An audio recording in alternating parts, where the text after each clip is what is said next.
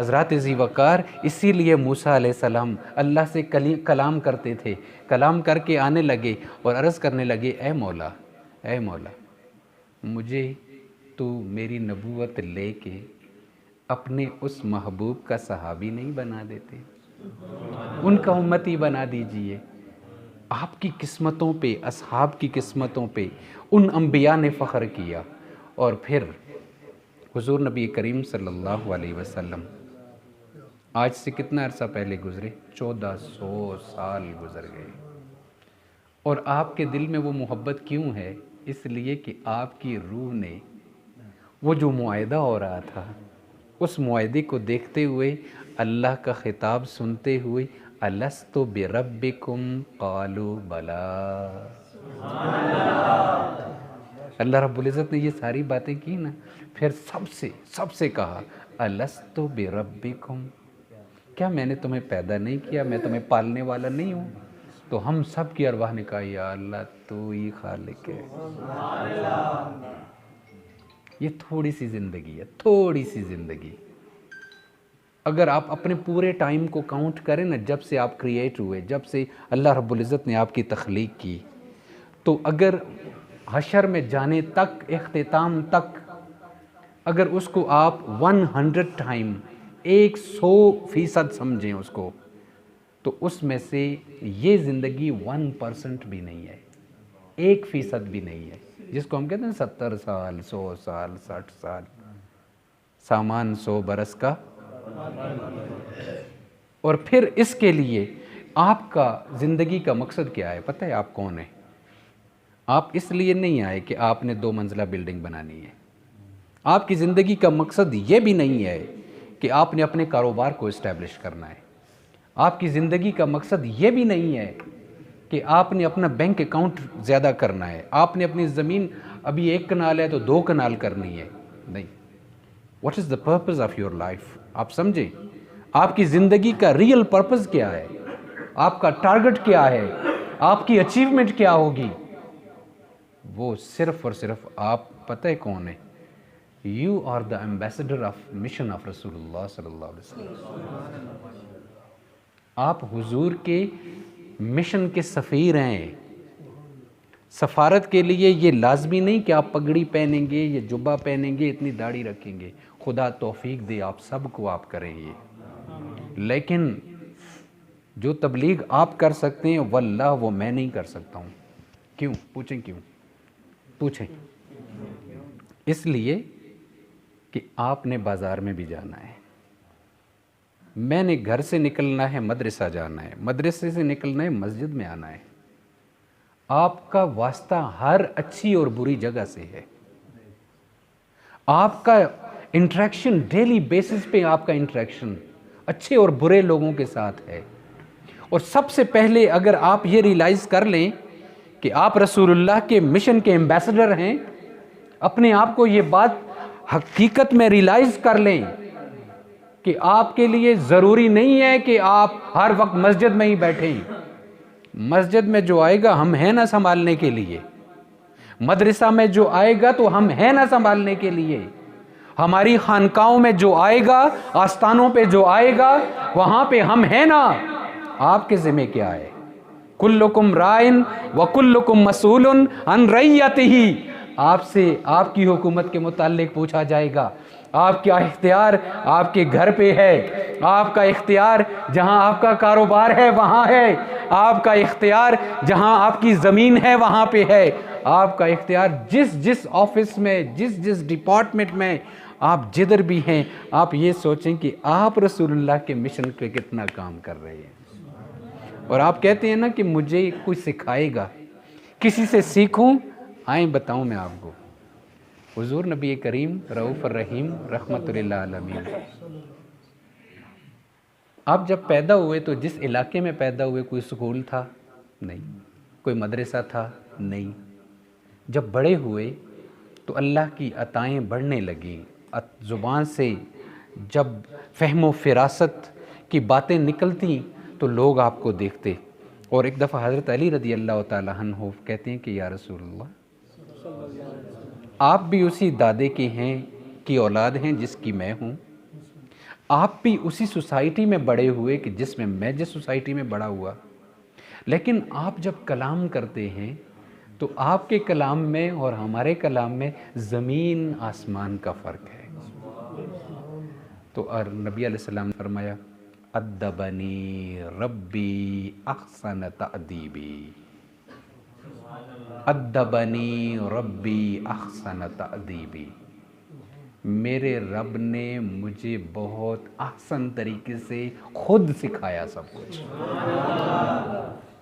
حضور نہ کسی یونیورسٹی گئے، نہ کسی کالج گئے۔ حضرات ذی وقار آپ دیکھیں، ہم سب کے بچے ہیں، ہم صاحب اولاد ہیں، گھروں والے ہیں، خود سٹوڈنٹس جنگ بیٹھے ہوئے ہیں، کچھ پڑھنے کے لیے کچھ مدرسہ چاہیے ہوتا ہے، اسکول چاہیے ہوتا ہے، یونیورسٹی چاہیے ہوتی ہے، پھر سورسز چاہیے ہوتے ہیں۔ لیکن آپ نے کبھی غور کیا کہ ان چٹیل میدانوں میں اللہ کے نبی، اگر اللہ رب العزت چاہتے تو اپنے نبی کو انگلینڈ، سوئٹزرلینڈ یا کسی اور آپ کے کشمیر کے خوبصورت علاقے میں، سرسبز علاقوں میں کیوں نہیں بھیجا؟ ان پہاڑوں میں کیوں بھیجا؟ سوچا ہے کبھی؟ یہ آپ کی محبتیں ہیں، اور دنیا کو بتانا ہے کہ میرے محبوب کا مقام کیا ہے۔ آج 1400 سال گزر گئے، کتنی دنیا ترقی کر گئی ہے، لیکن کبھی آپ مکہ میں جو لوگ گئے ہیں، مدینہ طیبہ میں جو لوگ گئے ہیں، آپ نے ان پہاڑوں کو اور ان پتھروں کو دیکھا ہے؟ ان کا کیا حال ہے؟ ایک سبز درخت نظر نہیں آئے گا آپ کو، ایک کوئی سرسبزہ خوبصورتی نظر نہیں آئے گی۔ وہاں پہ اگر نور ہے تو وہ ایمان کا نور ہے، وہاں پہ اگر کوئی چیز ہے وہ آپ کی محبتوں کا محور کیوں ہے؟ یہ اللہ رب العزت نے پوری کائنات کو بتا دیا۔ اگر رسول اللہ سوئٹزرلینڈ میں ہوتے، اگر رسول اللہ کشمیر کی وادیوں میں ہوتے، اگر رسول اللہ کالام کی وادیوں میں ہوتے، کاغان ناران میں ہوتے، ایسے خوبصورت علاقوں میں ہوتے، تو شاید کہ دنیا جاتی تو اس لیے جاتی کہ چلیں حج بھی کر لیں گے، روزہ کی زیارت بھی کر لیں گے اور سیر بھی۔ لیکن کبھی ایسا ہوا ہے کہ ان چٹیل پہاڑوں کی سیر کون کرے کہ جن پہاڑوں میں نہ کوئی سبزہ ہے، نہ کوئی پانی ہے، نہ کوئی خوبصورتی ہے، لیکن ایمان والو تم ہر وقت یہ دعا کیوں کرتے ہو کہ اے مولا اتنی توفیق دے کہ اپنے گھر کا دیدار کروا دے، اے مولا اتنی حلال کی روزی دے کہ تیرے نبی کا روزہ دیکھ لوں، یا اے مولا مجھے وہ دن میری زندگی میں لا کہ میں ان آنکھوں سے اس نورانی کعبے کو دیکھوں، اے مولا میری زندگی میں وہ گھڑیاں لا کہ روزہ رسول سامنے ہو اور الصلاۃ والسلام علیک یا رسول اللہ کہوں۔ یہ کیوں ہے؟ جواب ملتا ہے، ایمان جواب دیتا ہے، ہمیں غرض نہیں ہے ان سرسبزوں سے، ہمارے ایمان کی سرسبزی قائم ہے تو رسول اللہ سے ہے۔ نعرہ تکبیر، محمد مصطفیٰ، اپنے دل کو پاک کر لیجئے، اپنے دل کو جتنا آپ پاک کریں گے اللہ رب العزت علم کا نور عطا فرماتا جائے گا۔ آپ کے ہمارے علاقے میں سب سے بڑی مثال خواجہ عبد الرحمن چھوروی رحمۃ اللہ تعالی، آپ پڑھیں تو صحیح صلوات الرسول، میں یقین جانیں آپ کی وہ صلوات الرسول کا جب میں مطالعہ جب بھی کرتا ہوں تو مجھے اس قدر دل میرا نورانی نور کھلتا ہے۔ حالانکہ وہ جو عبد الرحمن چھوروی رحمۃ اللہ تعالی علیہ تھے، وہ نہ کسی استاد کے پاس گئے، نہ کوئی لمبی چوڑی کتابیں پڑھیں، لیکن اللہ نے جب عطا کی تو آگے دل صاف تھا۔ یہ دل جو ہے نا، یہ ظرف ہے، یہ اللہ کے نور کا مقام ہے۔ جب رب کریم اپنا نور بھیجتا ہے تو اس سے پہلے وہ دل دیکھتا ہے کہ دل ہے بھی کہ نہیں۔ آپ گھر میں دودھ گندے برتن میں نہیں ڈالتے تو اللہ کا نور گندے ظرف میں کیسے آئے گا؟ آپ کی توجہ میری طرف ہے؟ تھکے تو نہیں؟ مجھ سے پہلے نعت خوانوں نے تھکا تو نہیں دیا آپ کو؟ یا آپ مجھ سے یہ ایکسپیکٹ تو نہیں کر رہے کہ میں سر میں کچھ پڑھوں؟ چلیں سر میں پڑھ لیتے ہیں، چلیں قصیدہ برداشی۔ مولاي صل وسلم دائما ابدا على حبيبك خير الخلق كلهم مولایا صلی وسلم علی حبیبک خیر الخلق کلہم۔ حضور نبی کریم رؤوف الرحیم رحمت للعالمین مجلس میں تشریف فرمائیں اور آنکھ سے آنسو نکلتے ہیں۔ صحابہ نے پوچھا یا رسول اللہ ہماری کسی حرکت کی وجہ سے ہم کوئی آپ کو تکلیف پہنچی ہے؟ آقا علیہ السلام نے فرمایا نہیں۔ پھر آپ نے ایک سوال پوچھا، اے میرے صحابہ آپ یہ بتائیں ای الخلق اعجب الیکم ایمانا، ای الخلق اعجب الیکم ایمانا، کہ ایمان میں وہ کون سی مخلوق ہے کہ جس کے ایمان کا جو سٹینڈرڈ ہے وہ حیران کن ہے، ان جیسا ایمان کسی کا نہیں ہے۔ تو پتہ ہے صحابہ نے کیا جواب دیا؟ یا رسول اللہ ایمان کا تعلق اللہ کی ذات کے ساتھ ہے، اور اللہ کی ذات کے سب سے زیادہ جو قریب ہیں وہ انبیاء ہیں، تو ان جیسا ایمان کسی کا نہیں ہوگا۔ تو نبی علیہ السلام نے فرمایا جواب غلط۔ سننا، آپ نے فرمایا، آپ کا مفہوم یہ ہے، آپ نے فرمایا نہیں، انبیاء کس طرح اللہ کے، ان کا ایمان حیران کن نہیں ہو سکتا، روزانہ جبرائیل امین آتے ہیں، ان کے ایمان کو حیران کن اس میں کیا ہے؟ پھر فرمایا، عرض کی صحابہ نے کہ یا رسول اللہ ملائکہ، وہ ملائکہ ہیں؟ آپ نے فرمایا نہیں، وہ بھی نہیں۔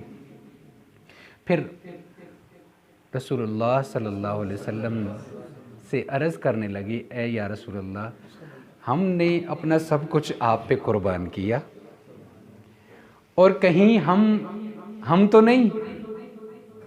نبی علیہ السلام نے سب کی طرف دیکھا، فرمایا کہ تم نے اپنا وطن چھوڑا، اپنی اولاد چھوڑی، سب کچھ کیا، لیکن تمہارا ایمان حیران کن کیسے ہو سکتا ہے کہ چاند کو 2 ٹکڑے ہوتے ہوئے تم نے دیکھا ہے، پتھروں کو مجھ پہ درود پڑھتے ہوئے تم نے دیکھا ہے، درختوں کو میرے قدموں پہ جھک کے صلاۃ و سلام پڑھتے ہوئے تم نے دیکھا ہے، حیوانوں کو آ کے میری بارگاہ میں شکایت کرتے ہوئے تم نے دیکھا ہے، تمہارے ایمان میں کیا حیران کن کی بات ہے؟ تمہارا ایمان حیران کن نہیں ہو سکتا۔ تو پھر پوچھا صحابہ نے یا رسول اللہ پھر کون ہوگا؟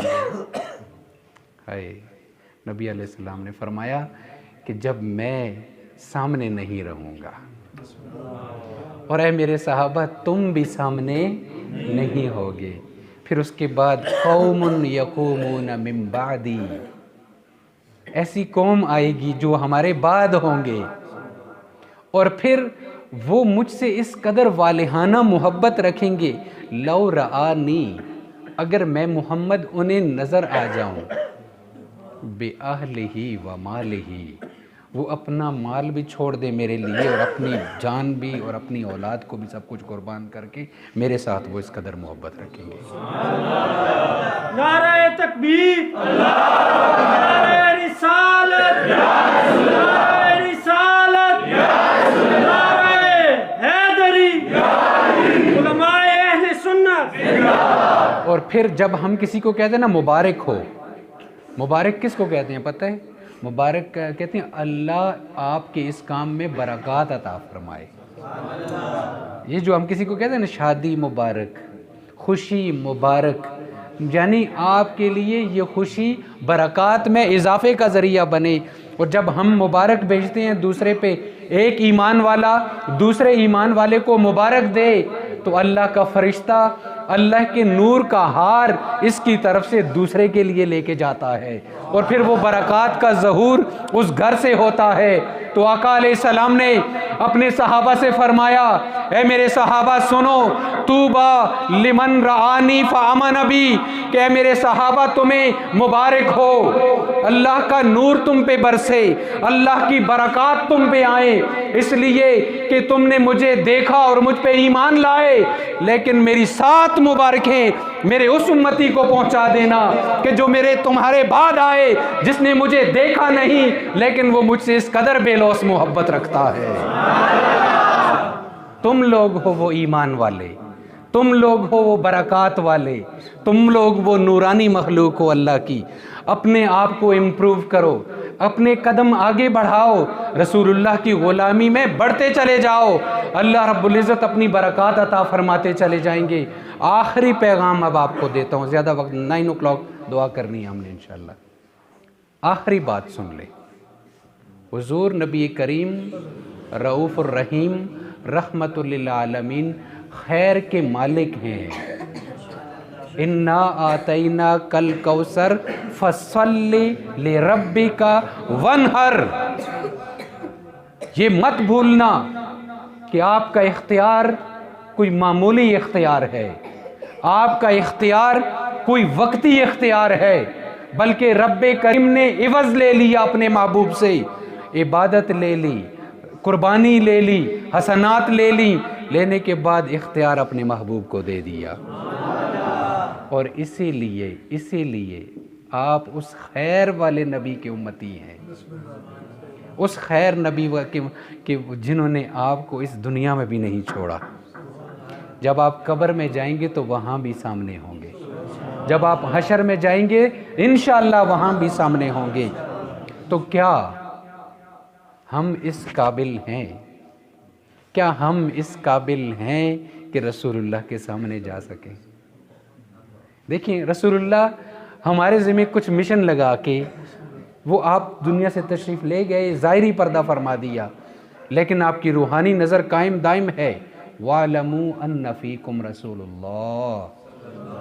سورہ حجرات کے اندر اللہ رب العزت نے فرمایا وَاعْلَمُوا، اچھے طریقے سے جان لو، أَنَّ فِيكُمْ رَسُولُ اللَّهِ، اللہ کے نبی آپ میں موجود ہیں۔ کوئی آدمی کہے کہ جی باتیں ہیں، اللہ کے نبی کیسے موجود ہیں؟ بتائیں کیسے موجود ہیں؟ میں بتاؤں آپ کو، سنیں۔ معراج شریف کا واقعہ بڑا لمبا واقعہ ہے۔ یہ گھڑی ہے مسجد میں سیل والی، آپ کے پاس ہے وہ گھڑی، اس میں سے آپ بیٹری نکال دیں، سیل نکال دیں اس کا، ٹھیک ہے، نکال دیا آپ نے سیل، 1 سال کے بعد اس میں سیل ڈالیں، کہاں سے چلے گی؟ اس وقت ٹائم کیا ہے؟ 2 منٹ کم نہ ہو، اور 1 سال کے بعد اس میں آپ سیل ڈالیں تو کس وقت سے چلے گی؟ بس حضور نبی کریم صلی اللہ علیہ وسلم جان ہیں اس جہان کی، اور وہ موجود ہیں۔ کائنات کا سسٹم اسی لیے چل رہا ہے، سورج اسی لیے چڑھ رہا ہے، چاند اسی لیے آتا ہے، رات اسی لیے ہوتی ہے، پانی اسی لیے بہتا ہے، وہ موجود ہے۔ اگر وہ موجود نہ ہوتے تو معراج کی رات کو جیسے ہی آپ نے زمین سے قدم اٹھایا تھا، زمین سے جب قدم اٹھایا تھا آپ لامکان پہ تشریف لے گئے تو پیچھے کیا رہ گیا تھا؟ بتائیں نا۔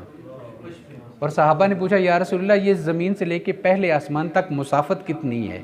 تو نبی علیہ السلام نے فرمایا اگر کوئی بجلی کی رفتار کے ساتھ کوئی سفر کرے برق رفتاری کے ساتھ تو 500 سال کے بعد پہلے آسمان تک پہنچے گا۔ پھر علماء نے اس کے 18,000 سال لکھے، کسی نے 27,000 برس لکھے، اور اتنا عرصہ جو ہے رسول اللہ اس زمین پہ نہیں تھے، لیکن جب واپس تشریف لائے تو جہاں سے کنڈی کھلی تھی ہلی تھی اور وہیں سے ہلنے لگی، جہاں پہ وضو کا پانی چھوڑ کے گئے تھے دوبارہ وضو کا پانی وہاں سے بہنا شروع ہوا۔ آپ سمجھے تو صحیح، آپ کے نبی ہم میں موجود ہیں۔ واللہ اگر نبی موجود نہ ہوتے تو یہ سسٹم رک جاتا۔ وہ اسی لیے اعلیٰ حضرت نے فرمایا کہ وہ جو نہ ہوں تو کچھ بھی، وہ جو نہ تھے تو کچھ بھی نہ تھا، وہ جو نہ ہوں تو کچھ بھی نہ ہو، وہ جان ہے جہان کی، جان ہے تو آپ سمجھ گئے میری تقریر؟ آپ کا میلاد پورا ہوا، آپ کی محبتیں اللہ کے اور اس کے رسول کی بارگاہ میں قبول ہیں، اسی لیے اللہ نے آپ کو توفیق دی ہے۔ حضرات ذی وقار اپنا یہ عقیدہ ہے کہ رسول اللہ دیکھ بھی رہے ہیں، اپنا یہ عقیدہ ہے رسول اللہ سن بھی رہے ہیں، اپنا یہ عقیدہ ہے کہ رسول اللہ جواب بھی دے رہے ہیں، اپنا یہ عقیدہ ہے نیکی پہ رسول اللہ خوش ہو رہے ہیں، اور ہماری بدی پہ رسول اللہ دعا کر رہے ہیں کہ یا اللہ میری اس قوم کو ہدایت عطا کر۔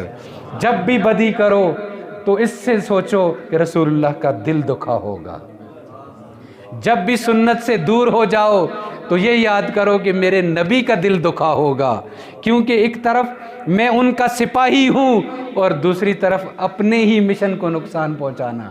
حضرات ذی وقار اگلے سال خدا میلاد لائے، خدا آپ کو بھی زندگی دے، مجھے بھی زندگی دے، ہم سب خدا ہمیں اکٹھا کرے، ہم ایک دوسرے کو دیکھیں۔ اپنے اس مسجد کو آپ نے چمکایا، خوبصورت بینر لگایا، اگلی دفعہ جب آپ میلاد کریں نا اور بھی چمکا دیں۔ یہ جو مسجد کی کارپیٹ ہے نا اس کو جھاڑو دیں، مسجد کے باتھ روم صاف کریں، مسجد کا محلہ صاف کرتے ہوئے سوچیں کہ میرے نبی کی ولادت کی محفل ہو رہی ہے، اللہ کے پیارے کی ولادت کے تذکرے ہوں گے، اور دل میں کہیں یا اللہ دعا جانا دیا مشکلیں آسان کر۔ یہ دل میں سوچتے جائیں یا اللہ، دیکھیں مومنوں کو ایک ہی دعا سکھا دی گئی، دعا جہاں دیا مشکلیں تو آسانی، اللہم ربنا آتنا فی الدنیا حسنہ وفی الآخرۃ حسنہ وقنا عذاب النار۔ اللہ تعالیٰ آپ کے دونوں جہاں ببرکت کرے۔ اور جب مشکل آ جائے نا ایک اور وظیفہ بتا دوں، ادھر ادھر منتے مان کے بھاگنے کی ضرورت نہیں ہے، اپنی مسجد میں آ کے نا اس کا وضو ایریا صاف کیا کرو، جہاں پہ لوگ وضو کرتے ہوں اپنی مسجد کی وہ صفائی کرو، مسجد کے حال میں بھاری دو اور کہو یا اللہ جس طرح میں تیرے گھر کی صفائی کی ہے میں نے، یا اللہ تو میرے دل کی صفائی کر دے، تو میری مشکلوں کو مجھ سے دور کر دے۔ وہ خدا بادشاہ ہے، وہ بادشاہ ہے، اسے کوئی کمی نہیں ہے۔ اللہ تعالیٰ آپ کی محبتیں قبول فرمائے۔ مجھ سے کوئی زیادہ سستی تو نہیں ہوئی نا، آپ تنگ تو نہیں ہوئی؟ اللہم زد و بارک۔ السلام علیکم ورحمۃ اللہ وبرکاتہ۔ جزاکم اللہ۔ درود السلام پڑھیں گے، کیا کریں گے؟